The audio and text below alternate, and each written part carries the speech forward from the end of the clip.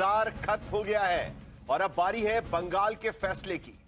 लेकिन आपको यह फैसला सुनाएंगे, लेकिन उससे पहले बंगाल से आई बड़ी खबर इस वक्त, क्योंकि ममता बनर्जी ने बंगाल में चुनाव नतीजों के बाद फिर से सरकार बनाने का दावा किया है। ममता बनर्जी ने कहा है कि मां माटी मानुष की सरकार बनेगी। ममता बनर्जी ने बंगाल के अवाम के नाम एक वीडियो संदेश जारी किया है, जिसमें दावा किया है कि तृणमूल कांग्रेस 226 से ज्यादा सीटें लाकर बंगाल में सरकार बनाने जा रही है। 9 मिनट 5 सेकंड का, कुल 9 मिनट 5 सेकंड का यह वीडियो संदेश ममता बनर्जी ने बीजेपी पर तमाम आरोप लगाते हुए जारी किया है और एग्जिट पोल के अनुमानों पर भी सवाल उठा दिए।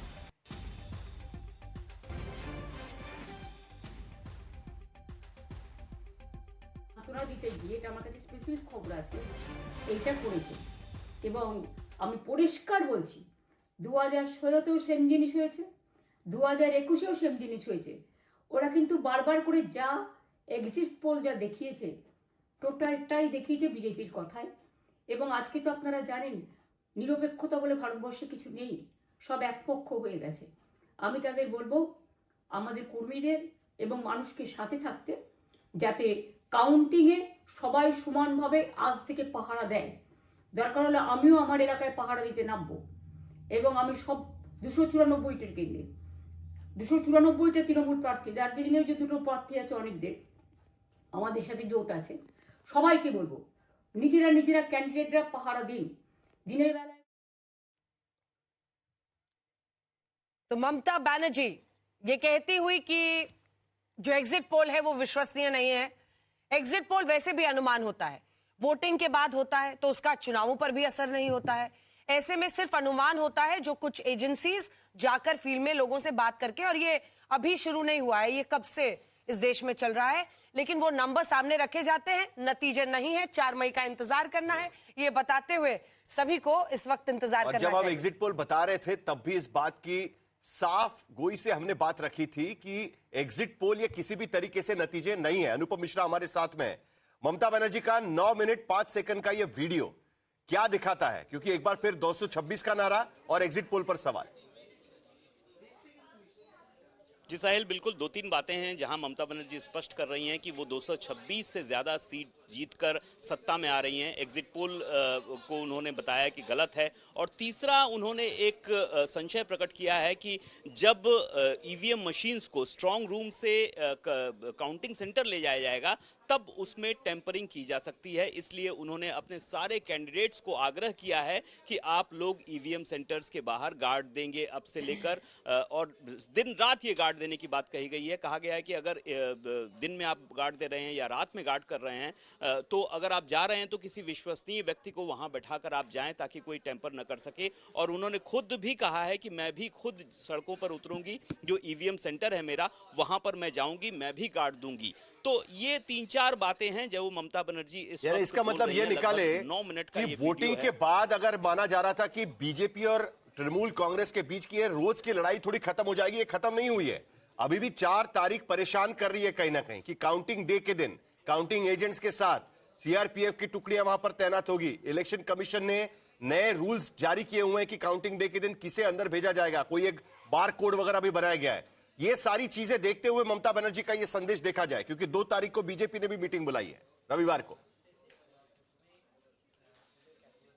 जी बिल्कुल, ममता बनर्जी ने एक मीटिंग की है, मीटिंग के बाद ही ये वीडियो संदेश आया है। आज जो हमारे पास सूचना है कि ममता बनर्जी ने अपने बहुत सारे लोगों के साथ एक मीटिंग की, एक जायजा लिया कि किस तरह का रिजल्ट आ रहा है, क्या आ रहा है और क्या क्या संभावनाएं हो सकती हैं। उसके बाद ये वीडियो संदेश आया है और इसमें 2 बातें स्पष्ट हो रही हैं। इससे पहले भी ममता बनर्जी जब केंद्रीय स्तर पर इलेक्शन हुए थे तब भी आरोप लगा चुकी हैं कि ईवीएम में बदलाव किया गया था, तब्दीली की गई थी, उससे छेड़छाड़ की गई थी। अब भी वो ये आशंका प्रकट कर रही हैं। और दूसरी बात, पहली बार अगर ऐसा होगा कि अगर ममता बनर्जी जो काउंटिंग सेंटर है वहां पर जाती हैं, जो वो कह रही हैं।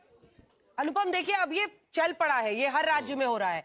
अखिलेश यादव ने उत्तर प्रदेश में कहा था, इधर आरजेडी तेजस्वी यादव ने बिहार में कहा था, और इस तरह से तमाम पार्टियां अपने तरीके से अपने कार्यकर्ताओं को अंतिम वक्त तक जब तक फैसले नहीं आते तब तक उसी तरीके से उसमें इन्वॉल्व रखती हैं और ये ठंडा होता हुआ माहौल तो दिख नहीं रहा है पश्चिम बंगाल का।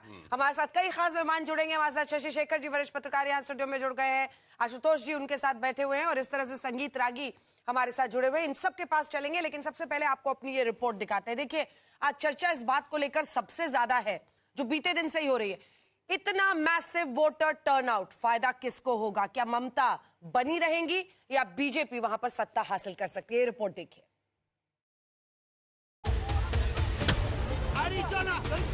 মারো মারো মারো মারো আমি প্রতিবাদ করে বলে আমার কি অপরাধ গো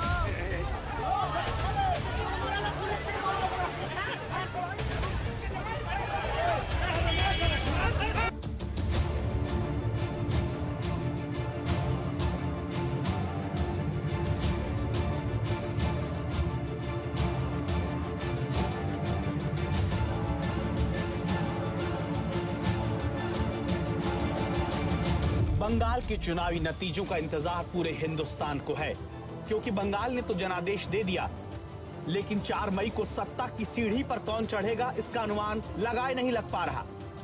एक एजेंसी पीपुल्स पल्स कहती है कि टीएमसी को 177 से 187 सीटें तो बीजेपी को 95 से 110 सीटें मिल सकती हैं।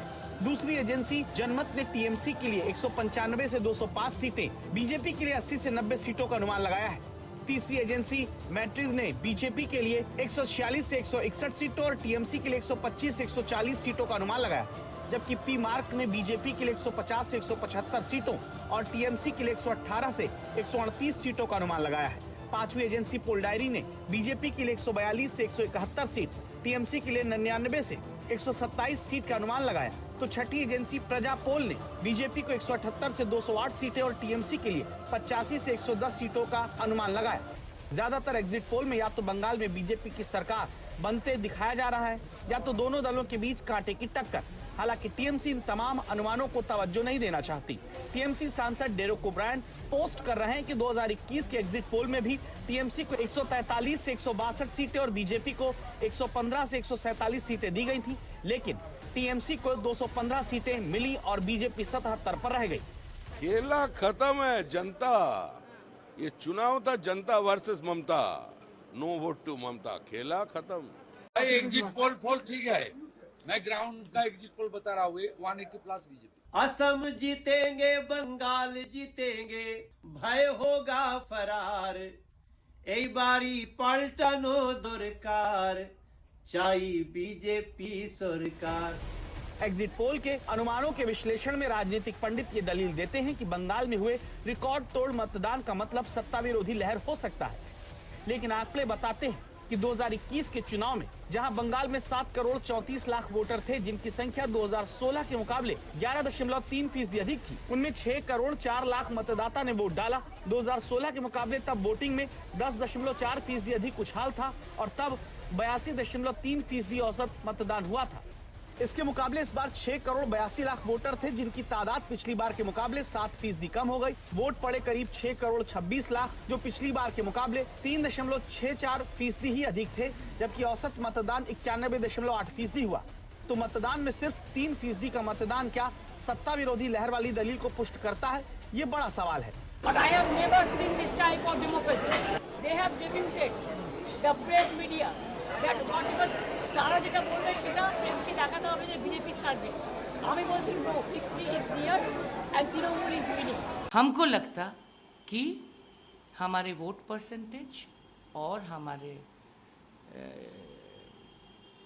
सीट दोनों ही 2021 से ज़्यादा होगा, वो बोथ विल बी इंक्रीज्ड, ये हमको लगता है। और जैसे दीदी ने बताए, हमारे ऑनरेबल चीफ मिनिस्टर, हमारे ऑनरेबल सुप्रीमो ने बताए, 2/3 तो होगा ही, होकर ही रहेगा, ये है रियलिटी। तमाम अनुमानों के बीच अब बंगाल में नतीजों का इंतजार है, लेकिन चुनाव आयोग ने कहा है कि कल के मतदान में 77 शिकायतें ऐसी मिली जहां ईवीएम से छेड़खानी हुई है। उनमें पाल्टा से 32, मगराहट से 13, डायमंड हार्बर में 29 और बजबज में 3 ऐसी शिकायतें मिली। आयोग के सूत्रों ने पुष्टि की कि पहली नजर में 23 मामलों की पुष्टि हो रही है, इनमें से 20 फलता के हैं। सभी शिकायतों की पुष्टि के बाद अब ईसीआई सभी रिपोर्ट पर संज्ञान लेकर अपनी फुल कमीशन मीटिंग में तय करेगा कि रीपोलिंग कहां और कब करानी है। लेकिन इनके नतीजे इतने असरकारी नहीं होंगे जो 29 अप्रैल को पड़ चुके मतदान का रुख और असर बदल सकें।